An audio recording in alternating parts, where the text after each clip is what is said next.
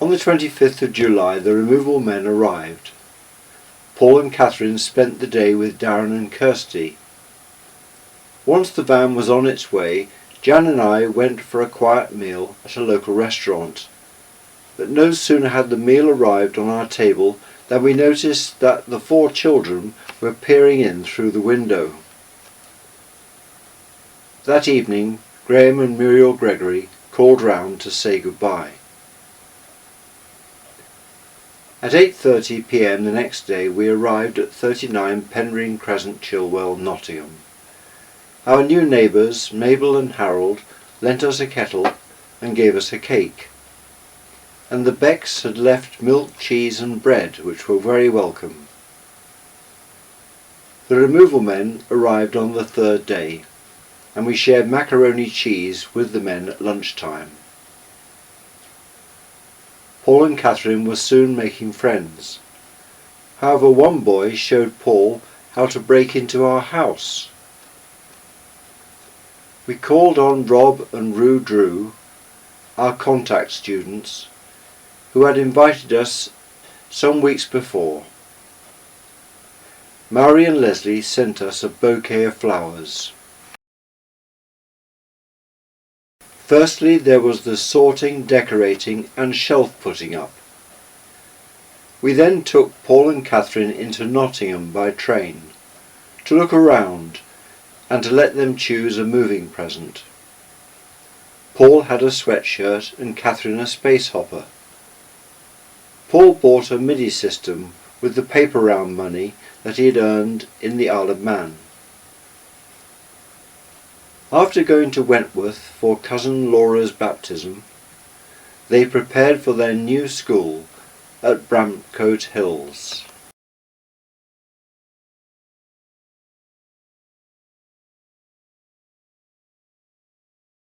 Before the term started at St John's, I made contact with my placement vicar, John Warman of Sawley, and was soon involved in funerals, study groups, PCCs, prayer meetings, beetle drives, Sunday school, confirmation classes, men's groups, as well as church services.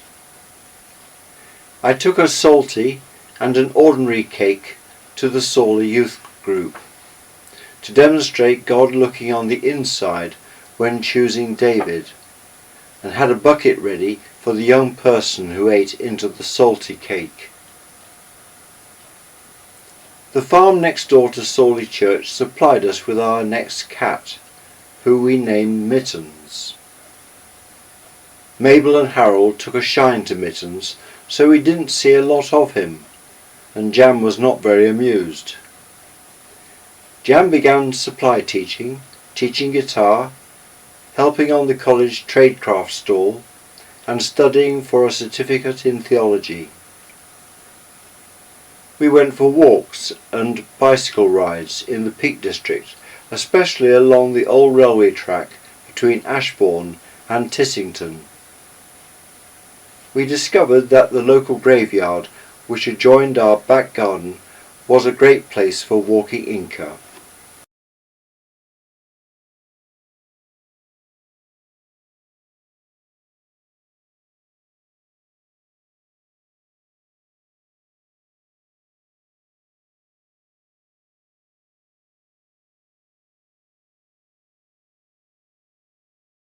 College began with a barn dance and buffet, and continued with a pattern of lectures, meals, tutorials and Thursday evening communion services, to which a variety of speakers were invited. Among the lecturers, the college principal, John Goldingay, brought the Old Testament to life, and George Babawi, an Egyptian Coptic Christian, helped me to see and understand the Holy Trinity. My tutor, Gordon Oliver, was particularly encouraging and helpful.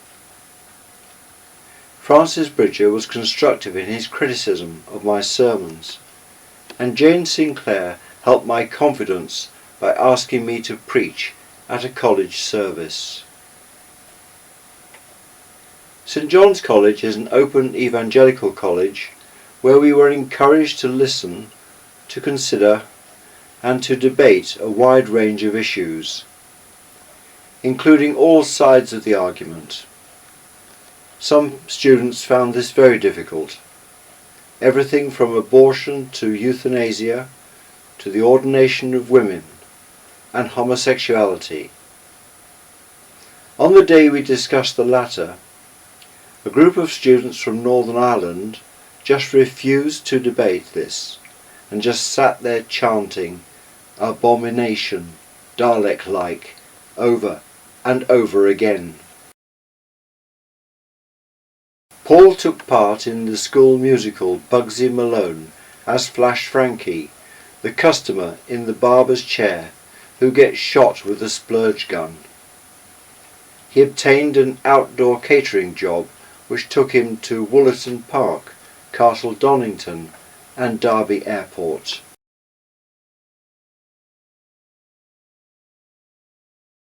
Some of the fellow students at St John's College. Steve Hewitt, who also took a curacy in the Norwich diocese.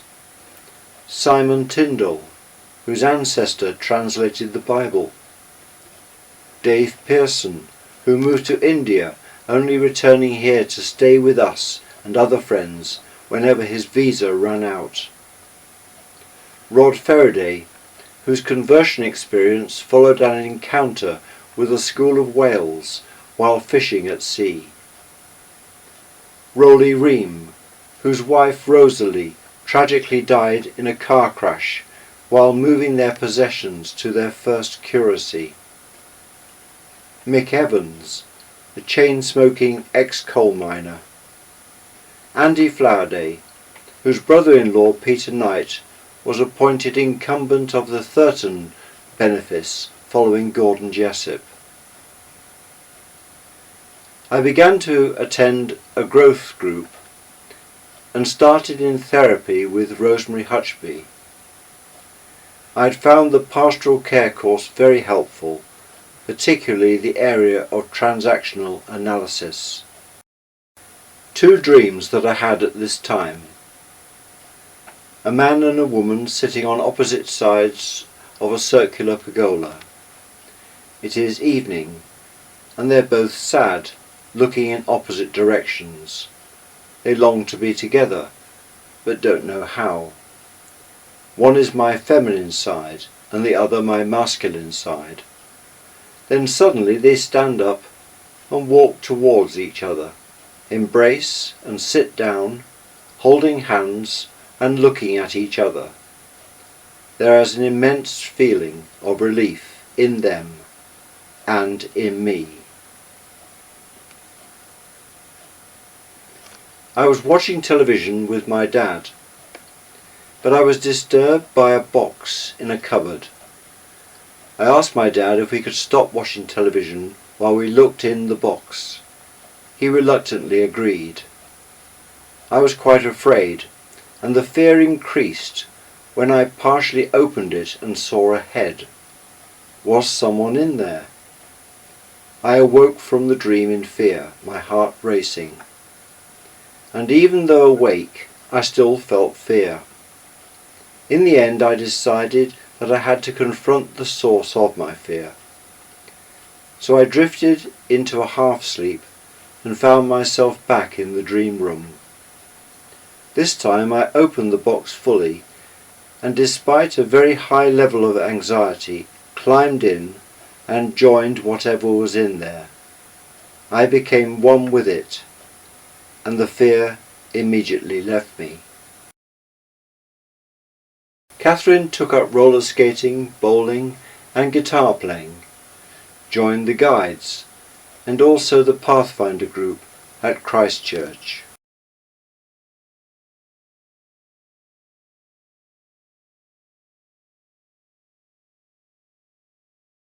Peter, a kitten from the Hewitt household, joined us. At first he hissed at Inca and Mittens, but was soon in league with Mittens, catching frogs.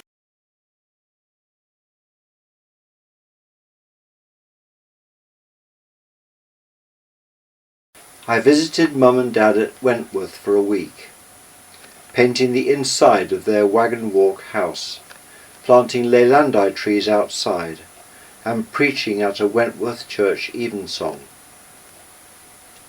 After Jan had completed her placement at the Queen's Medical Centre, we visited Barrow-in-Furness to be godparents to Chantal Bowker, and then we attended Margaret and Norman's wedding at Basingstoke.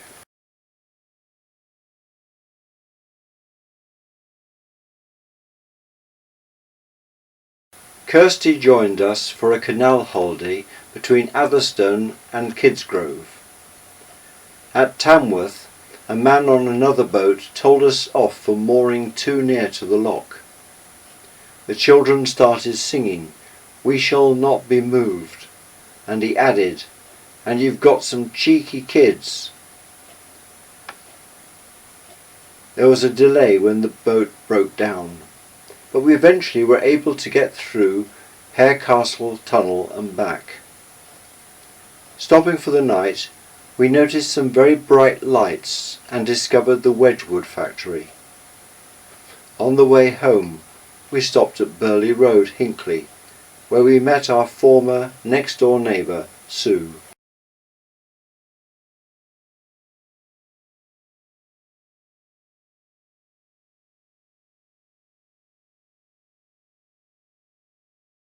On our return, Stephen Hewitt and I spent 2 weeks on a placement at a hospice. I nursed a number of people there, heard their stories, sitting with them as they died and then helping to lay them out.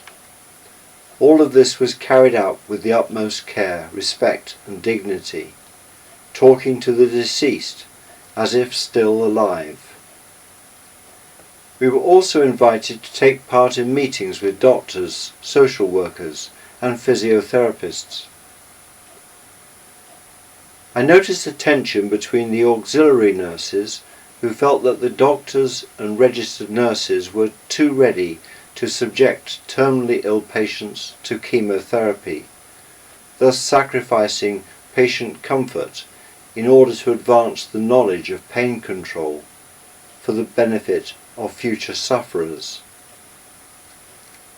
Secondly, between the nun who came in each day having prayed for 2 hours, who was then just with the patients, and the visitor from the Plymouth Brethren who basically just gave out Bibles to each patient and left. Jan and I attended the pre-ordination course, which involved among other things a visit to the Co-op funeral parlour, where we saw bodies before and after preparation.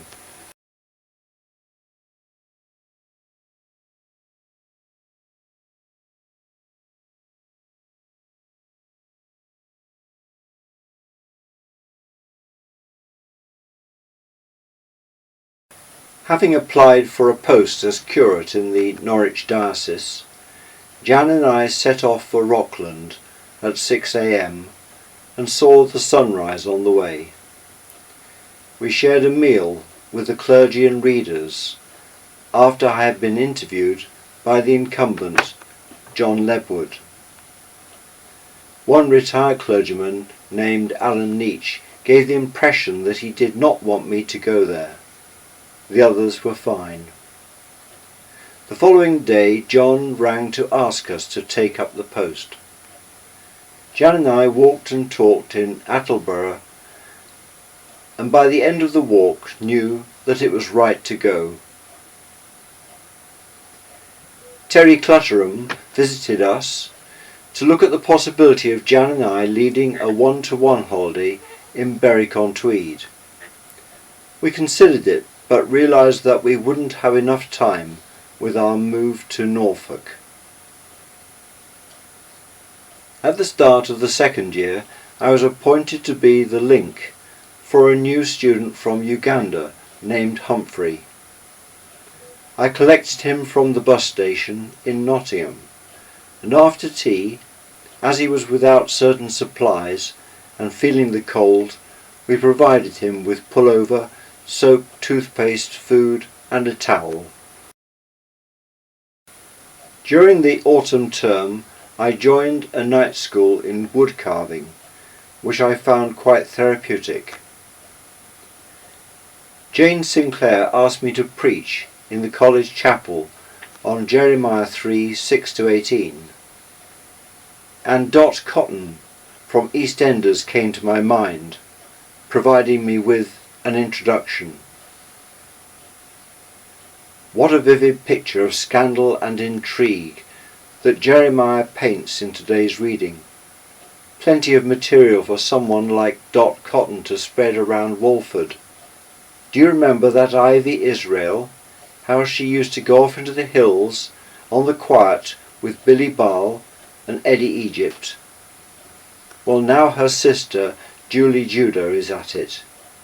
You'd think she'd have learned the lesson, seeing what happened to Ivy. But the incredible thing is that her husband wants her back.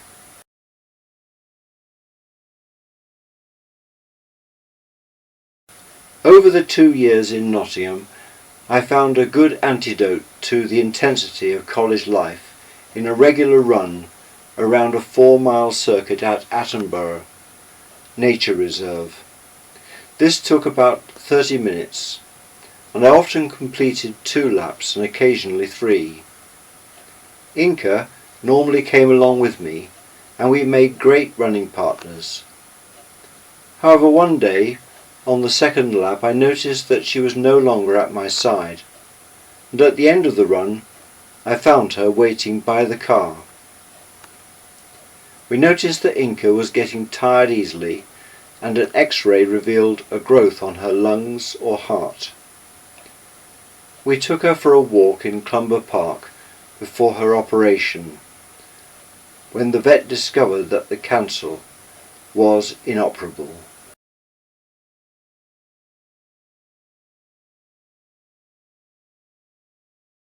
Catherine and her friend Louise went to a New Kids on the Block concert in Birmingham. When Louise's parents brought them back from the NEC at 11:30 p.m, Catherine was hoarse from screaming and said it was the best night of her life.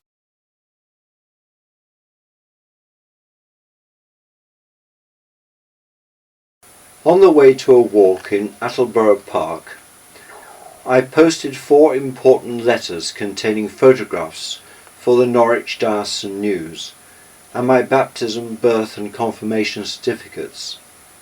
As we made our way back home, I noticed a blue light flashing ahead, and there stood a fire engine from which a hose was spraying water into the letterbox. The next day I went to the post office to be shown a tray of ashes, which was all that remained. Apparently this often happened on the last day of school.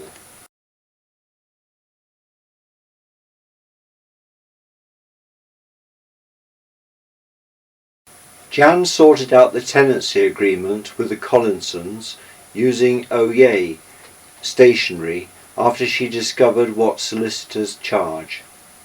We took Paul and Catherine on a surprise trip to Alton Towers, and Roger sold me his computer for £400. On the day of our move, the removal firm's van broke down. Fortunately, they subcontracted to another firm that got us safely to Surlingham. While the removal men slept at Lowen Lodge, we slept at Rockland Rectory. The next day it was all go, unpacking, establishing the study, receiving visitors, cakes and cards.